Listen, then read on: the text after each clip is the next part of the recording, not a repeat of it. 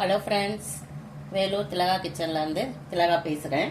இன்றைக்கி நம்ம டிஃபன் பண்ண போகிறோம். காலை டிஃபன் என்ன பண்ண போகிறோம் அப்படின்னு பார்க்கலாம். அணில் சேமியா ராகி இதை வச்சு ஒரு உப்புமா பண்ண போகிறோம். உப்புமாவுக்கு தேவையான பொருள்லாம் வச்சுருக்கேன். வெங்காயம் ஒரு 3 வெங்காயம், மீடியம் சைஸ் வெங்காயம் 3 வெங்காயம் கட் பண்ணியிருக்கேன். 3 பச்சை மிளகாய், கருவேப்பிலை, இஞ்சி, திருக்கி வச்சிருக்க இஞ்சி. திருக்கி வைக்கும்போது வாசனையும் நல்லா இருக்கும், சாப்பிடும்போது வாயில தென்படாது. பூண்டு தட்டி வச்சிருக்கிறேன். 1 டீஸ்பூன் உளுத்தம்பருப்பு, 1 டீஸ்பூன் கடலைப்பருப்பு, வேர்க்கடலை கொஞ்சமா வச்சிருக்கேன். இந்த பக்கம் வந்து சுட தண்ணி வச்சிருக்கேன். ரொம்ப ஈஸியா குயிக்கா செஞ்சிடலாம்.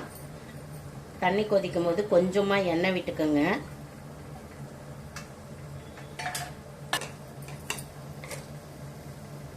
கொஞ்சம் எண்ணெய் விட்டுருக்கேன். கொஞ்சம் இதில் சால்ட் போட்டுக்கலாம்.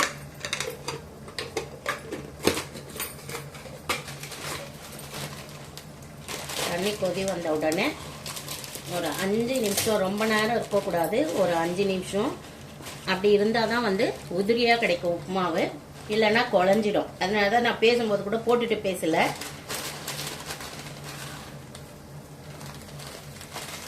ஒரு 5 நிமிஷம் கூட வேண்டாம் உங்களுக்கு.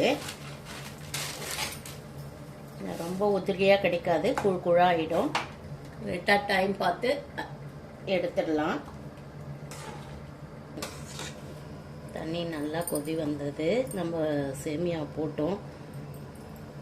5 நிமிஷம் கூட வேண்டாங்க, என்ன குழஞ்சிடும். உங்களுக்கு பார்க்கும்போதே தெரியும். இப்போ நம்ம ஃபில்டர் பண்ணி எடுத்துக்கலாம். ஒரு 3 நிமிஷம் தான் ஆச்சு. அது உடனே ஃபில்டர் பண்ணிடுங்க.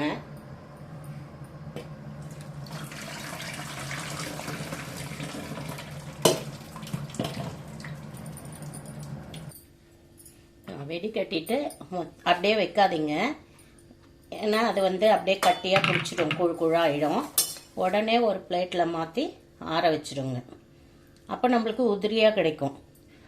நம்ம ஃபில்டர் பண்ணிட்டோமே அப்படின்னு சொல்லிட்டு அதிலே விட்டுட்டிங்கன்னா நம்ம கலரும் போது குழஞ்சிடும். ஸ்டவ் ஆன் பண்ணிக்கலாம். கடாய் காஞ்சிடுச்சு. எண்ணெய் ஊற்றிக்கலாம். எண்ணெய் வந்து ஒரு 4 டீஸ்பூன் ஊற்றிருக்கேன். கொஞ்சம் கம்மியாக வேணும்னாலும் யூஸ் பண்ணிக்கலாம். ஒரு 2 டீஸ்பூன் கூட ஊற்றிக்கலாம். கடுகு போட்டிருக்கேன். கடுகு பொரிஞ்ச உடனே வேர்க்கடலை போட்டுக்கலாம். வேர்க்கடலைக்கு அப்புறம் கடலைப்பருப்பு போட்டுக்கலாம். இது கொஞ்சம் ஃப்ரை ஆகட்டும். உளுந்து வந்து முதல்ல போட்டோம்னா தீஞ்சிடும். வேர்க்கடலையும் கடலைப்பருப்பும் போட்டு கொஞ்சம் வதங்கின பிறகு உளுந்து போட்டுக்கலாம். இப்போ உளுந்து போட்டுக்கலாம். 3 வந்து பொன்மரவெல்லாம் கொஞ்சம் வறுபடட்டும். கொஞ்சம் முந்திரி போட்டுக்கலாம். இது வந்து வேணுன்றவங்க போட்டுக்கலாம், வேண்டானா விட்டுடலாம். நம்மளுக்கு வேர்க்கடலை கடலைப்பருப்பு உளுந்தே போதும். எக்ஸ்ட்ரா கொஞ்சம் ரிச்சாக வேணும்னா முந்திரி பருப்பு போட்டுக்கலாம்.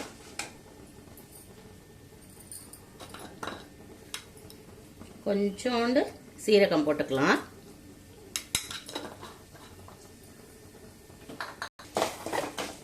எல்லாம் வறுபட்ட உடனே கொஞ்சம் இஞ்சி திருகி வச்சிருக்கேன், பூண்டு, பச்சை ஸ்மெல் போட்டோம், கருவேப்பிலை, பச்சை மிளகாய். காரம் வந்து உங்களுக்கு காரம் நல்லா சாப்பிட்றவங்களா இருந்தால் 4 பச்சை மிளகாய் போடலாம். பச்சை மிளகாவை பொறுத்து காரம் சேர்த்துக்கிறது.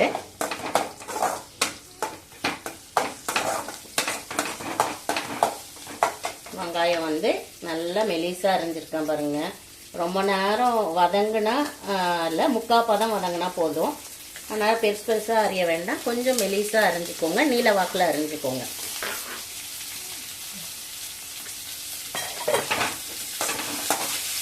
இதெல்லாம் வந்து ஒரு குட்டி குட்டி டிப்ஸு தாங்க. இது மாதிரி செய்யும் போது டேஸ்ட்டு வந்து நமக்கு இன்னும் கொஞ்சம் கிடைக்கும். ரொம்ப முத்தாக போட்டுட்டு வெங்காயம் வதங்காமல் உப்புமா பண்ணாலும் அந்த உப்புமா வந்து சில பேருக்கு உப்புமாவான்னு அலறி போயிடுறாங்க இல்லையா, அதுதான் வெங்காய பதம் வந்து கரெக்டாக இருக்கணும். ரொம்ப மொத்தாவும் இல்லாமல் மெலிசாவும் இல்லாமல் ரொம்ப வதங்காமல் ஒரு முக்கால் பதம். உப்புமாவை பொறுத்த வரைக்கும் முக்கால் பதம் தான் வதங்கணும். இதிலேயே வந்து கொஞ்சம் சால்ட் போட்டுக்கோங்க. அதில் மிக்ஸ் பண்ண ஏற்கனவே நம்ம உப்பு போட்டு தான் தண்ணியில் வேக வச்சுருக்கோம். அதனால் கொஞ்சமாக சால்ட்டு போட்டுக்கோங்க. முக்கால் பதம் வதங்கட்டும். டீ கம்மி பண்ணிக்கலாம். வெங்காயம் வதங்கிடுச்சு. இப்போ நம்ம கொஞ்சம் கொஞ்சமாக போட்டுக்கலாம். மொத்தமாக போட்டு கலரும்போது கட்டி ஆகிடும். அதனால் கொஞ்சமாக போட்டு ஃபஸ்ட்டு மிக்ஸ் பண்ணிவிட்டு அப்புறம் மற்றதையும் போடலாம்.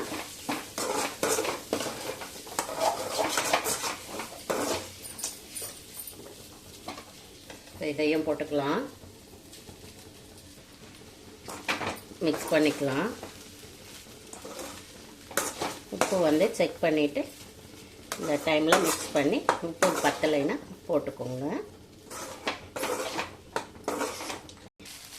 உப்பு வந்து கொஞ்சம் கம்மியாக இருக்குது, நான் போட்டுக்கிறேன். நம்ம அப்போ உப்பு போட்டால் கூட தண்ணியில் ஃபில்டர் பண்ணிடுறோம் இல்லைங்களா, அதனால வந்து உப்பு வந்து பத்தாது. மிக்ஸ் பண்ணிக்கலாம். மேலாப்பில் ஒரு டீஸ்பூன் எண்ணெய் ஊற்றிக்கலாம். இந்த பாட்டில் கொஞ்சம் ஸ்டெக் ஆகிடும்.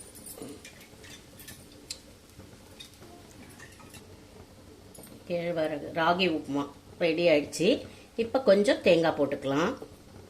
தேங்காய் வந்து திருகி போடாமல் மிக்சியில் நீங்கள் இந்த மாதிரி தேங்காய் பூன்னு சொல்லுவாங்க இல்லைங்களா, அந்த மாதிரி போட்டிங்கன்னா நல்லாயிருக்கும்.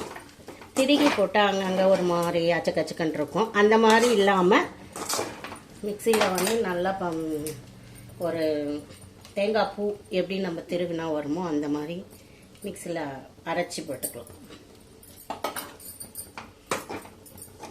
சூப்பரான நல்லா உதிரியான ராகி உப்புமா ரெடி ஆகிடுச்சு.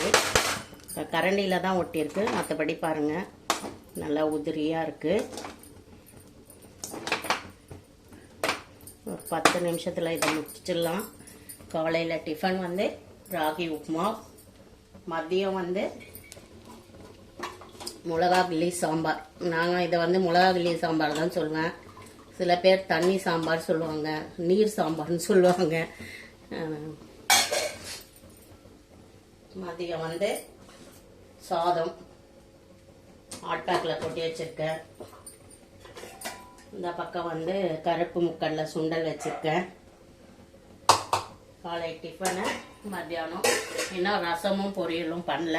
பாப்பாவுக்கு ஸ்கூலுக்கு ரெடி பண்ணணும், அதனால் அவங்கள அமுச்சிட்ட பிறகு ரசமும் பொரியலும் பண்ணிடுவேன். இப்போ சுண்டல் மட்டும் வச்சு கொடுத்துட்டு அந்த டிஃபனை வந்து நம்ம சாப்பிட்டுடலாம். ராகி உப்புமா ரெடி ஆயிடுச்சுங்க. ஆஃப் பண்ணிடலாம் ஸ்டவ்வை. ஒரு தட்டில் பரிமாறிக்கலாம். இது வந்து நல்லா சுட சுட சாப்பிடுங்க, அப்போ தான் டேஸ்ட் நல்லாயிருக்கும். ஆறி போயிட்டால் நல்லா இருக்காது.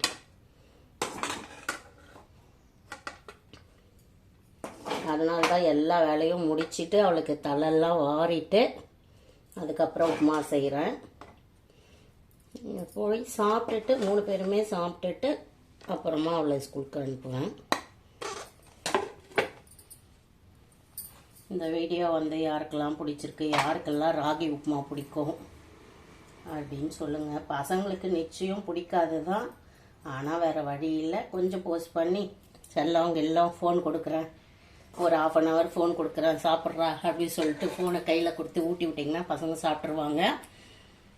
இந்த வீடியோ யாருக்கெல்லாம் பிடிச்சிருந்தா லைக் பண்ணி ஷேர் பண்ணி கமெண்ட் பண்ணுங்கள். ஓகே, பாய்.